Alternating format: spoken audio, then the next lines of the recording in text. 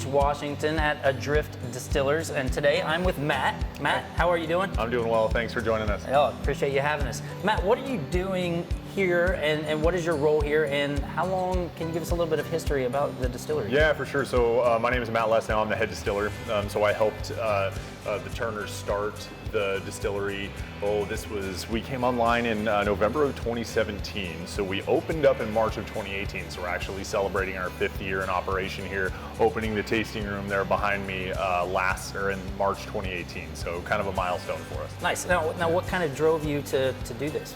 This was a passion of mine, and a little bit of home history with home brewing to start out, and then really got into craft cocktails and that kind of thing, and came to the beach. Had the opportunity to come back to the beach and work for the company, and I actually started out as a bar manager at Pickled Fish up on the 4th floor of the hotel, and really was able to play with a bunch of different spirits and a bunch of liqueurs, and then was able to work with the owners of the company, and they were looking for their next project at the time, and so it was really good timing, and what I thought was a crazy idea ended up being a good idea, and we were able to put the pieces together and make it work. Perfect concoction. Now, how many employees make up, I guess, the establishment here? So just as far as just the distillery goes, yeah. So it's pretty much a two-man show. Okay. It's myself, I'm kind of the focus when it comes to production and the production lead, and then Theo, our retail lead, he heads up the commerce side, the tasting room, the e-com, package ship. And, Got it. Yep, so it's just a two-man show at the moment. Nice. Yeah. So as far as all the distilling, you're just at it. Exactly, yeah. Now, okay, so being that it's only you, what are we looking like in as far as a week goes, as far as distilling and what you go through in the process? Yeah, so every week it's kind of the same thing, but making slightly different products. So we start the week on Monday with a mash. That'll give us the spirit that we're going to use for the following week. So we're a grain to glass distillery, meaning that we start with the raw grain, we mill, mash, ferment, distill, all on site, all in our little 35 by 40 foot box here. So we'll start on a Monday with a mash, and then that is prepping the mash tun, milling the grain, pitching the grain, and then getting that fermenting throughout the week. And then so through the week, we're working with last week's spirit that we've made. So if that's a whiskey, then we're going to be distilling that and proofing it down slowly and getting ready to put it into some barrels. And if it's our neutral spirit, we're proofing that down and getting ready to make either a gin or blend up one of our liqueurs. Gotcha. So that changes on a weekly basis? That changes on a weekly basis, and it's we have our production targets and we have our anticipated need, and we're trying to meet those with enough room for some audibles if we have some higher demand. Gotcha. Now, as far as product goes, who are your buyers? Who do you sell to? Right now, it's the vast majority of our sales come from right here in the tasting room, right behind me. Okay. So we're pretty much just walk-up retail. Of course, we do have a number of different restaurants within the company. The Pickled Fish and the Shelburne as well are our two biggest customers. And then we have 2 restaurants over in Oregon that buy our spirits as well through the OLCC. The e-commerce and mail order makes up probably the second next largest portion of our retail. And so you can go on our website and order our products, and we'll ship it to you along the West Coast. And then we just signed an agreement with a distributor in the Vancouver area. So that's an exciting little growth for us, just relatively new. So you can find our stuff. It's the Total Wine in Vancouver and a bunch of bars and restaurants in the Vancouver area. Congratulations. Yeah, thanks. So can you walk us through the distilling process? Sure. Yeah. So the distilling process has been done for eons, right? You boil a mixture of ethanol and water, and you somehow capture and recondense the vapor. And everything else that you see behind you just makes it more complicated and lets us do what we want with it. So we make a really, really bad beer. It's like a beer porridge. We don't use any hops in it, right? So everything is on the grain. So we'll do that fermentation, we'll mash, do the fermentation, all the way through that very first distillation. We're working with like an alcoholic porridge essentially. So then that very first distillation is called creating the low wine. So we're basically just reducing the volume through that very first distillation. And we'll take that 500 gallons of that beer porridge and distill it down to about 90 gallons. And then from there, if we're making our neutral spirit, we'll put that into our primary still here, and then use our 2 taller columns in series. And now we're boiling the liquid in the kettle behind you, and the vapor's moving through the columns. So all the liquid, most of the liquid stays behind. The vapor, we're trying to give the vapor enough room to expand and lower in temperature until you're really close to about the boiling point of ethanol right at the top of your final column. So then all of the vapor coming through into your final condenser, that's the stuff that you're looking for, that's the stuff that you want, and that's our high proof wheat neutral spirit that we use for the majority of our products. If we're doing whiskey, our yield will be a little bit higher. We don't use the 2 tall columns because that gets our proof too high. We'll use a little short guy because that keeps us right in the whiskey range of where we want to be, and our collection will be a little bit greater. So at the end of a week, we'll take about 500 gallons of that beer porridge, and then we'll turn it into about 24 gallons of high proof ethanol, or about 35 gallons of high proof whiskey. Gotcha. Yeah. As far as spirits go, how many different varieties do you make here? So right now we have 7 spirits that use our neutral spirit, and 2 seasonals that rotate in and out. So that'll be 8 and 9 on the neutral spirit side, and that includes our gin and aquavit as well. So that's one more subsequent distillation. After you have that neutral spirit, essentially you're making a tea, you're making a maceration, and then distilling that one more time for our gin. And then we'll have up to 4 whiskeys at any given time. Right now we just have the 2. We have our Triticale and our bourbon. We'll have another whiskey coming out of barrels that we'll harvest this June. Okay. So that'll bring us up to 3. But I'd say right around 12 SKUs at any given time is right where our lineup is. And for a connoisseur out there, or somebody that's, the layman's terms, Yeah. what makes a good spirit? Oh, good fermentation, good healthy fermentation, and that base that you start with. Whether it's wine, whether to make a brandy, whether it's mead to make a honey spirit, or sugar wash to make a rum, or beer, essentially a grain, alcoholic grain fermentation to make a whiskey. It's really all in that health of the fermentation. You're trying to control you don't want a lot of off flavors, and you don't want a lot of harsh notes, and a lot of that comes from how happy the yeast is and what the flavors that they're producing. So you can refine some of that through the distillation process, but it really starts with your fermentation. Gotcha. And so what would you say really sets Adrift apart from other distilleries? I would say it's the fermentation is part of it. I would say the grain and the products that we use is probably our strength, and the sourcing of those. So we use 100% Washington grown grain for all of our base spirit.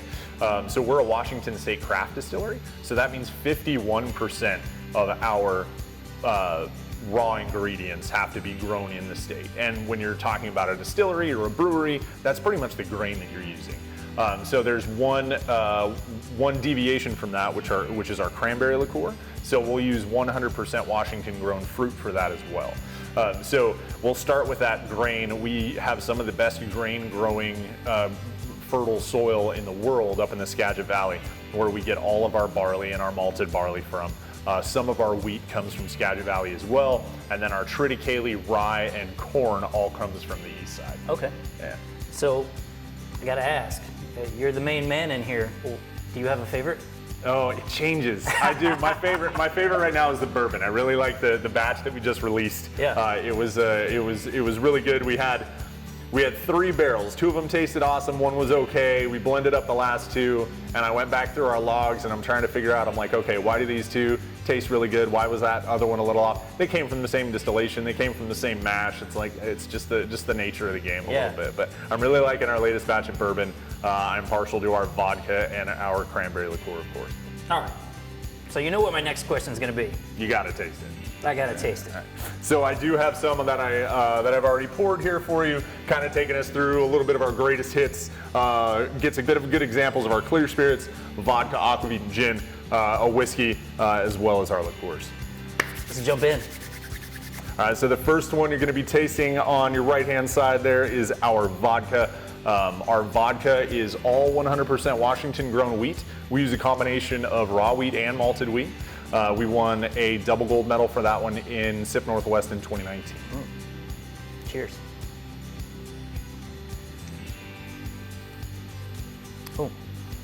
That's really smooth. Thanks. Yeah, it's really good. Yeah. And the next spirit in that in the left spot there is going to be our gin. So both our vodka and our gin you'll find as our wells up in the pickled fish as well as the Shelburne. So that's going to be a much more citrus forward gin. Both the gins, that gin and the Love Warrior gin, both very contemporary, not dry at all. So almost citrus forward enough to taste like a gin and tonic all by itself. Yeah, I can smell it. Right. Yeah.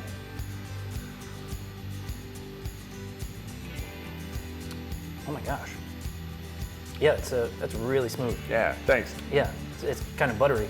A little bit of a finish, and that comes from Yeah. the malted wheat for our neutral spirit. So you're tasting the same base spirit through the first three. So the third one right in the middle there that you'll try is an aquavit, and we use that same base spirit. Essentially, we're using our vodka for the aquavit, the gin, and the vodka.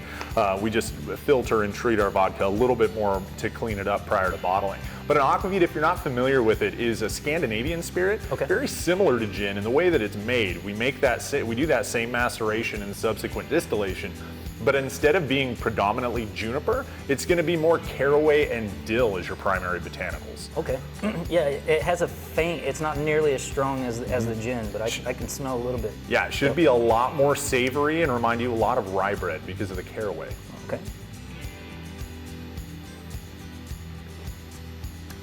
Oh, totally. Yeah. Yeah, totally. So my favorite, one of my favorite ways to drink that is in a Bloody Mary, of course. Makes a really nice one. Also a martini, a dirty martini, but instead of using olive juice, use some pickle brine. That would totally, yeah, just like putting it on rye bread. Right. Kind of plays with, we wanted to do an aquavit because that kind of plays with the rich Scandinavian heritage in the area. Our first settlers here in Astoria, Deep River, Nacelle, all from that area. Yeah, I was up here last year. I was at the Finnish American Folk Festival. Exactly. Yep. A lot of that.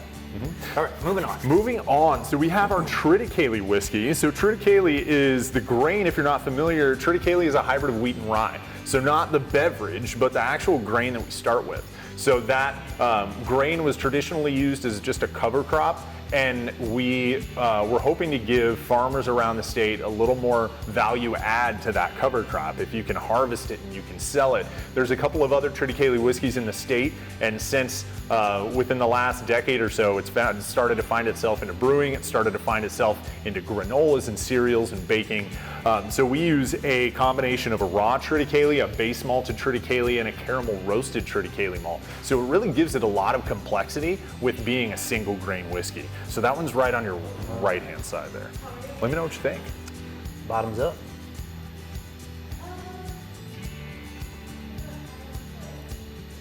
Wow.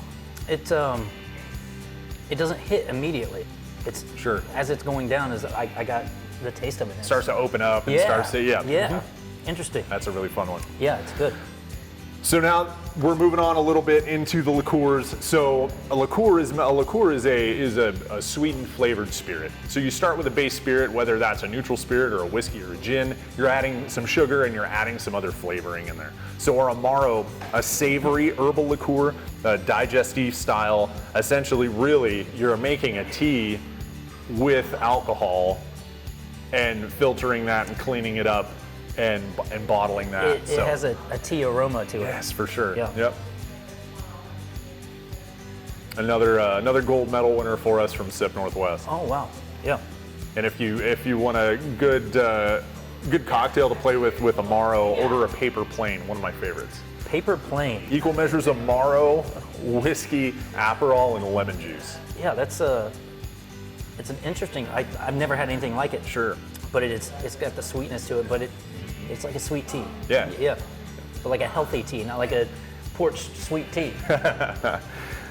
And then our next, so we're down to the final two, a coffee liqueur. So we've had Columbia River Coffee Roaster over in Astoria has been giving the Adrift, the hotel, and the inn at Discovery Coast and the Shelburne custom roasts our Adrift dark and medium for years now. Okay. So we wanted to bring those over here and incorporate them in our product as well, and really highlight another local creator. And it turned out really great. We make a cold brew out of it, blend it with our vodka, a little bit of sugar, not nearly as sweet as other coffee liqueurs, other more commercial coffee liqueurs, and the coffee that we use is just top notch.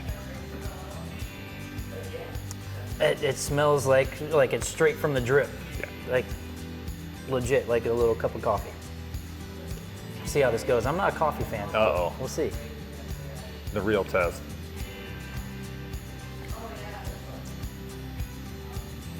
You know what? If my coffee tasted like this, I could drink it a little more often. Perfect. Yeah. For sure. We got to convert. Or at least until I pass out. Yeah, that's actually really, really good. I'm glad you enjoyed it. And the final, the cranberry liqueur, that really started the distillery. So the cranberry liqueur was the very first product that we ever produced. So we started selling that through the hotel lobby and using their liquor license when we started producing, and our tasting room wasn't open yet. We started selling that in the small 375 ml bottles right at the front desk. Oh, so you source the cranberries locally? We do. Yeah. Yep. Yeah, from Starvation Alley Farms, we sourced all our fruit, and we're using. We had that fruit concentrated, so we're blending in that concentrate with our neutral spirit, a little bit of sugar, nice and tart and true to the cranberry. Gorgeous color to it. Makes a ton of fun cocktails.